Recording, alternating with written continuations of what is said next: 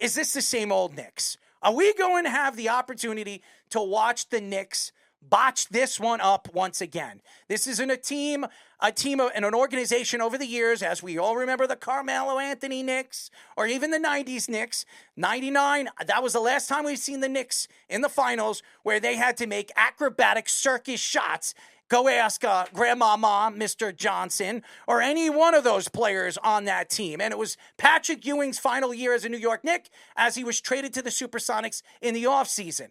But again, I look at this Knick team, I don't know if they have that in them. I think that this team has heart. I think they have, obviously, Josh Hart, who's been amazing in this series.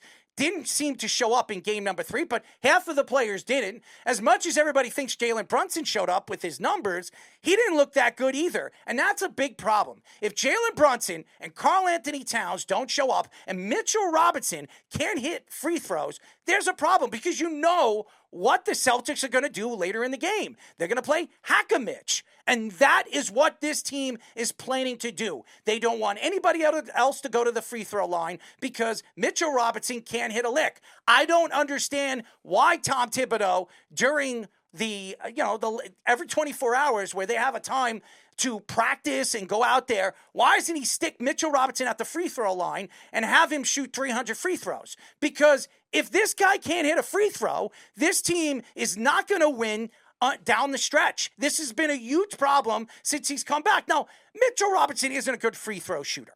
But again, Mitchell Robinson has to do better than that if they expect to compete against a team that is undersized. Say whatever you want about the Celtics. They're not a big team. They have Komet. They have some players that stand out. I mean, Al Horford, and you do obviously have Jason Tatum. And Porzingis, who's not 100% healthy, but Porzingis has been up and down in this series, and I wouldn't bet on Porzingis more than probably 15 to 20 minutes in this series moving forward. He's not 100% healthy, and I don't expect him to play healthy moving forward in the playoffs. Nevertheless, the Knicks are the bigger and they're the stronger team, and they have the better of the starting lineups as far as I'm concerned. The first 6 guys matched up to the Celtics, I would say the Knicks are better than, because Porzingis isn't 100% healthy. Obviously, White's up and down. We all know what their point guard position is. They're not 100% healthy over there in any kind of way. And their 2 guys, Jaylen Brown and Jason Tatum, are up and down. One plays well, the other one doesn't. All it takes is one of these guys to wake up and both of them play good, as we saw in game number 3. It's going to be a problem. And the Knicks have to get into one of these guys' heads. Make Jason Tatum shoot the ball more. Make him force him to shoot 3-pointers that he's uncomfortable shooting. Because when he is comfortable and he gets his rhythm, he is almost impossible to defend. And again, Karl Anthony Towns, wake the hell up defensively. You don't have to be the best defender. You just need to wake up and do something on the defensive side of the boards. And you don't do that. On the offensive side of the boards, you played very well. On the defensive side, you've been up and down. You've looked horrible. And again, this is a Celtic team that isn't 100% healthy. Porzingis isn't 100% healthy, which I said this, and Fish would absolutely agree to this. Before the series started, I told Fish, I said, you know the secret of this series? This secret of this series is Kristaps Porzingis. If Porzingis scores 20 to 25 points, the Celtics are going to absolutely cream the New York Knicks. The Knicks are right now in a lucky position because Porzingis, once again, isn't 100% healthy. So you sit here and you wonder why the Knicks laid up a lousy goose egg at Madison Square Garden in game number 3, 115 to 93. Here's the reason why. Tom Thibodeau and his rotations, when he gets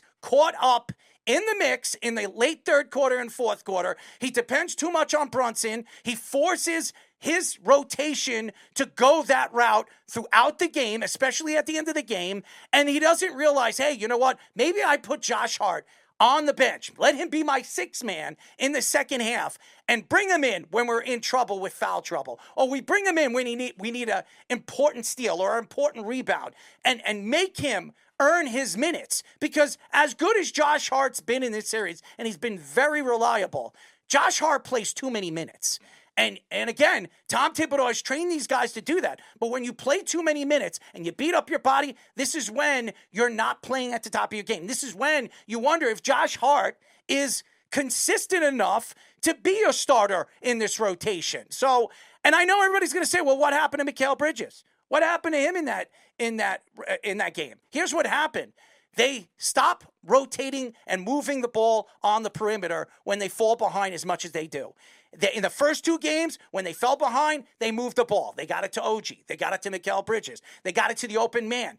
All of a sudden, at Madison Square Garden in front of their home fans, what did they stop? They started to play that same game that the old Knicks used to do with Carmelo Anthony.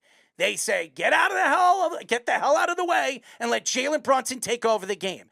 And that doesn't work against the Celtics. You got to move the ball around the perimeter. If you don't play that way, and you don't rotate the ball around the court, then they're going to guess, and they're going to guess right, which they did. And by the way, the Celtics absolutely out-rebounded the New York Knicks in game number 3. You cannot let the Celtics, who are undersized right now, without Porzingis playing the minutes that he usually plays, you should not let Porzingis or any of those players out-rebound you, especially with Mitchell Robinson, who's one of the best offensive and defensive rebounders in the league. Karl-Anthony Towns, who's been one of the best rebounders in the league, especially on the offensive side of the board. And then you have Josh Hart, who's averaging almost 10 rebounds throughout the playoffs. And OG Anunoby, that's averaging about 6 to 7 rebounds a game during the playoffs. This is a good rebounding team. They should not let a lonely and weak Celtic team that likes to shoot and force up threes beat you on the boards.